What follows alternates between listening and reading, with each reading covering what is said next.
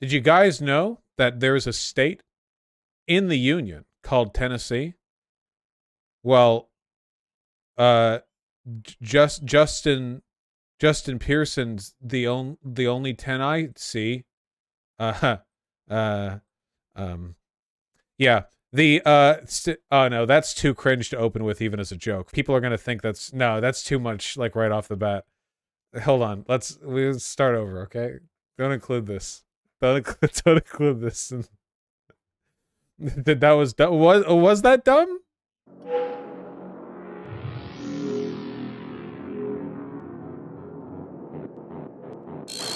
Local county commissions have reinstalled both Tennessee reps Justin Jones and Justin Pearson, which means, see, you'll recall, if you will, the Tennessee House expelled these two cool dudes who have both been reappointed through a process that I didn't know existed until now. Apparently, in Tennessee, maybe even in other places, local county commissions can just reappoint people who have been expelled thanks to partisan shenanigans. I don't know. This is huge for a number of reasons. I can't tell you how excited I am to see this this blunder. See, Tennessee has been losing its mind lately. You've probably followed a lot of the bills, or at least heard a lot of the bills that the conservative legislature has been putting out. Anti-abortion. The anti-drag Tennessee bill, that was pretty recent, wasn't it? Tennessee anti-drag bill. Is that the one where if you ever do drag, the snipers take you out immediately? It's something like that, right? Something in the ballpark. Tennessee Lieutenant Governor was liking thirst traps on Instagram too. Well, that's not really related, but thank you for letting me know. Yeah, it's the anti-drag bill. Yeah, there we go. I remember this. The bill that passed in Tennessee last week restricts adult cabaret performances in public or in the presence of children and bans them from occurring within 1,000 feet of schools, public parks, or places of worship. Basically, if you have a dick but you wear a skirt and you do a twirl, they arrest you on the spot. You guys know how this is. Tennessee, pretty conservative state. Obviously, like every other state, it has blue pockets with wide sweeping hills of red nothing where nobody lives. But Tennessee, conservative as they come. And I think that the Republicans have actually committed a pretty severe strategic error here. I've talked now at length and several times before about how the constant anti-trans, anti-woke messaging isn't resonating that well with Republican voters, and even worse with non-Republican voters, that the GOP is failing to consistently hook their constituency with this non-stop anti-woke messaging, which is, of course, just reactionary politics broadly. Being anti-woke just means anti-progressive. Being anti-progressive just means reactionary. So they're not selling this that well. And it's as dumb as it seems. They've done so many terrible things in the state of Tennessee, the anti-abortion bill, the drag thing, but sometimes you need a message to cut through the noise. To your average Democrat in Tennessee, the nonstop cavalcade of Republican bullshit is motivating, to be sure, but motivation, agitation, they're not necessarily enough to really push for political action. This, on the other hand, may well be. Having two young, black Democrat reps expelled on obviously partisan grounds, being brought back with, if I understand correctly, both of them unanimous committee votes. They are going to have every spotlight in the state shown on them nonstop from now on. And I think this was a massive strategic error. Now that they've been brought back, look at this. Here's Justin Jones. That's like a superhero name. Giving us a talk after being sworn back in.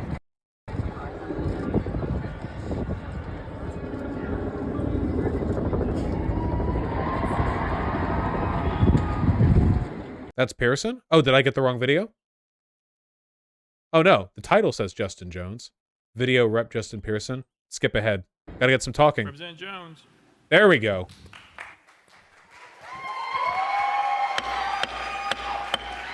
right, audience, the members in the balcony, there's to be no disruptions from the balcony. All right. Yeah. Like these guys come back in and he's like, all right, we're welcoming back. Welcoming back Justin Jones. All right, shut up. Okay. Cry about it. That's the protocol here. I ask you to refrain, please. There's members on the floor asking you to refrain. Please refrain. Yeah, I remember the last time somebody was slightly loud in this building, they expelled two black representatives from disrupting the proceedings. Thank you. Representative Jones. Thank you. Mr. Speaker, I want to welcome the people back to the people's house. I want to welcome democracy back to the people's house. That on last Thursday, members of this body tried to crucify democracy, but today we stand as a witness of a resurrection of a movement of a multiracial democracy that no unjust decision will stand.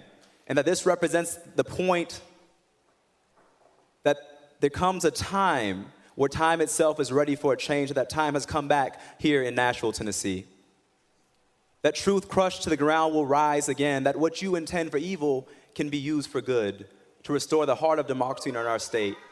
And so I come here to stand with my constituents, with the people of Tennessee, to say that no unjust attack on democracy will happen unchallenged. That the abuse of this body will not happen in the comfort of silence. And so I come here, most importantly, though, not as an individual, but I come here to say that the people of District 52, 78,000 people, have a voice in this chamber once again.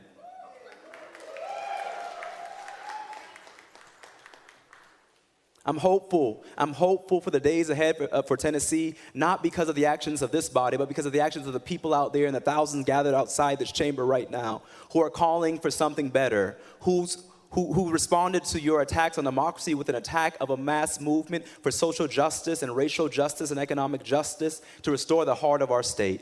And so I want to thank you all, not for what you did, but for awakening the people of this state, particularly the young people. Thank you for reminding us that the struggle for justice is fought and won in every generation. And so the people of Tennessee, I stand with you. We will continue to be your voice here, and no expulsion, no attempt to silence us will stop us, but it will only galvanize and strengthen our movement. And we continue to show up in the people's house. Power to the people.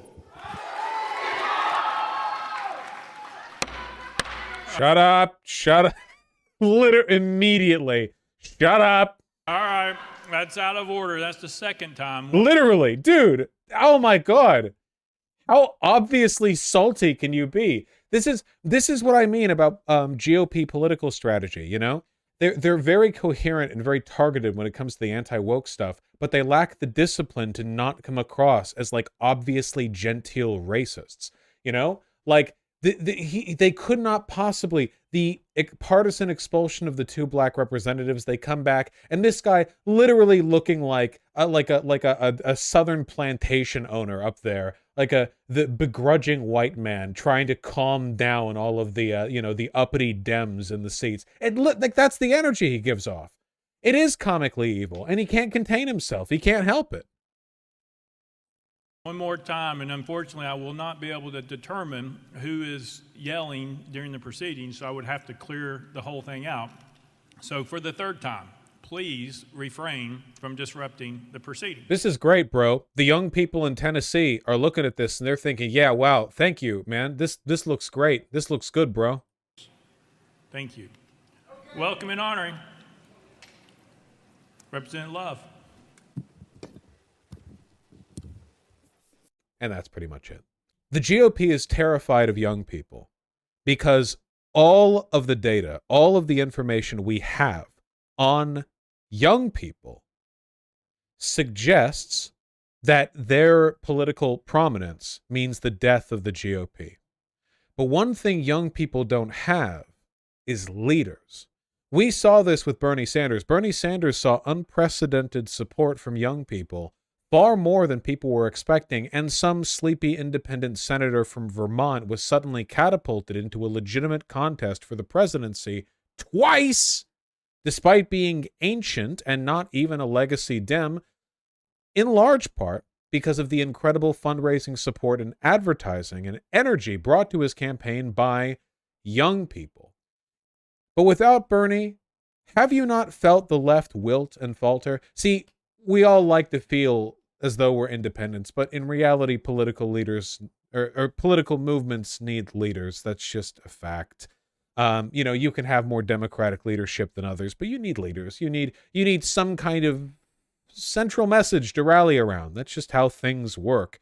And man, oh man, oh man, I really think they bungled this one. And by they, I mean the GOP, of course, because these two are going to be national figures, maybe for decades. I'm not the only one saying this. This is a Political article for 5 days ago before their reinstatement. Ouster of Tennessee Dems catapults lawmakers to national political fame. The unprecedented expulsion of the 2 black state lawmakers drew rebukes from Obama to AOC. They are the subject of national discussion now, and nobody in this national discussion, and I mean nobody, is favoring the Tennessee GOP. Seriously, have you seen anyone doing that? Sure, Republican politicians and pundits are trying to eke out these weak defenses like, oh, well, they were loud. They were doing an insurrection with their voices, but not really. Overwhelmingly, and I mean overwhelmingly in public discourse, and the GOP knows this, they know it's weak, it has been people defending our boys. Look, not to sleep on it, this was a segment on CNN 5 days ago before their reinstatement. So this was even before they both came back. GOP strategist says Tennessee Republicans expelling Justin Jones and Justin Pearson is a mistake. As if the first ever indictment of a former president wasn't enough. Shut up. And Shut up. Bakari, I have to start with you first because I got to wonder what would have been like for you to be in the thick of this. How did we get here? That's a good question. I mean, and how would I have felt to be in the thick of this? I don't think that at the period of time I was elected from 2006 to 2014, they put him on a Of my skin that she Let was the lady scared. talk. Tennessee, was this a mistake? Did they go too far? What do you think? It is not what I wanted to see. By the way, I didn't know that the willowy white woman with blonde hair would be the GOP strategist and the black guy? Yeah. Black guy wasn't, but I just took a guess and reality worked out for me. Yes, they made a mistake, and yes, they went too far. I think this absolutely could have been handled by just censuring these legislators and potentially maybe removing them from their committee assignments, and they certainly would have gotten the message. And I've spoken with one of the representatives that made this decision, and they said it was very difficult. It was a very emotional day.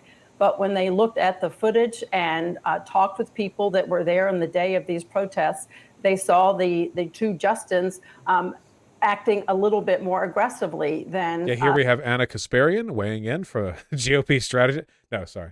The woman who was not expelled from the legislature. They saw them going up into the balcony and inciting the crowd and really furthering the intensity of these protests. And look, I give all 3 of them great courage for standing up for what they believe in and standing up for what they want to see in terms of enacting legislation. But many people know, and Bakari knows this, having been in the legislature, in order to affect change and have meaningful legislative outcomes, you need to have common ground, you need to have communication, you need to have civil discourse on these issues. So let's cut through the chaff a little bit and try to understand what she's actually saying. What she's actually saying is the GOP messed up here because for years they've been campaigning on the idea that they are respectful of civil discourse and they just want to be able to engage fairly with the left. And the left is the one that does cancellations. The GOP has optically relied on the perception that the left is the censorious one and the right is the free speech ones. And what she's saying is, wow, we sure made that a difficult perspective to pretend to have today. And she's right. The treatment of those of our boys is international news, and it's almost entirely favorable to them. And I think they have the potential to go really, really far with this attention. Especially Jones, man. Especially Jones. I think I've been wondering who's going to pick up the torch for the left, you know? We can't rely on Bernie. And okay, I'm gonna be real with you guys, okay? Of the Justice Dems, the two with the most forthcoming reputation are AOC and Ilhan Omar. I'm sorry, guys. Ilhan Omar, I respect a lot of the stuff that she's done and said. There are limits to how far she can go. There just are. You know, obviously she can't be president because she's not a natural-born U.S. citizen. Also, she's she's Muslim. That's going to be a huge problem with a lot of voters. Also, all the stuff with Israel and Jews, even if it's in bad faith, it's a lot of baggage. And the big problem with AOC is, you're going to hate me for this, okay? AOC comes off as immature. She does. She comes off as kind of shrill and childlike. A lot of it is how she looks. A lot of it is how she talks.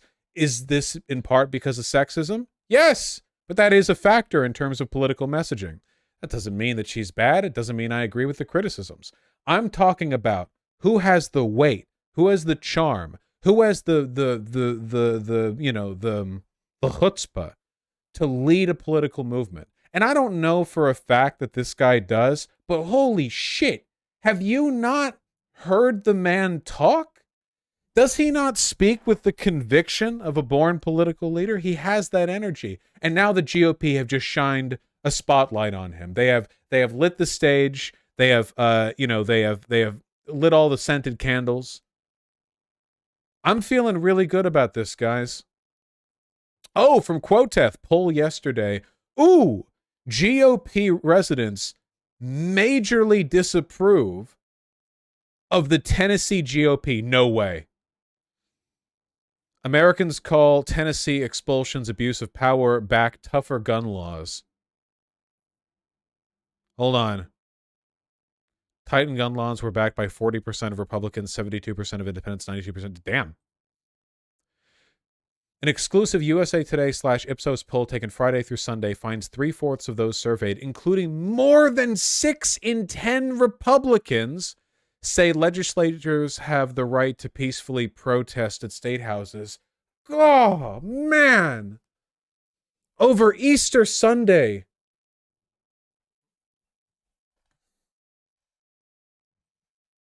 I haven't felt this optimistic about a GOP screw up in a long time, because the GOP does and says stuff that's dumb and wrong and politically inefficacious all the time, but rarely does the left capitalize on that. Hasn't that been my biggest argument against the Dems? It's not that they're not better than the right. They are. It's that they're weak and facile and impotent, and the right will give them openings and the Dems will just hold back. What we need are people with the bite to take advantage of these mistakes. I don't know, man. I've been feeling pretty good about this. Also pretty embarrassing for the GOP that more than 60% of their own constituents would end up disagreeing with their expulsion of those two. I mean, just the Republicans too, not even to speak of the independents and the Democrats, just them. Too bad they're too young to run for president. No. I don't want them to be president. You go president early. I mean, you quiet people that way. What I want is for them to capitalize on this and build and build and build and build and build. And I want them to inspire the Democrats to be stronger. See, attacking the Dems for their weakness from the left doesn't get the Dems to act better. Bernie Sanders moved the Democratic platform leftwards, not through attacking, Joe Biden, Hillary Clinton, but by positively presenting his own positions. He attacked them too in the debate stage, sure, but I think mostly it was about him introducing to voters that you can be that radical, that there is an option to do better. And likewise, we can be this aggressive. We can be this committed to taking advantage of the GOP's mistakes. That's the hope, at least. But,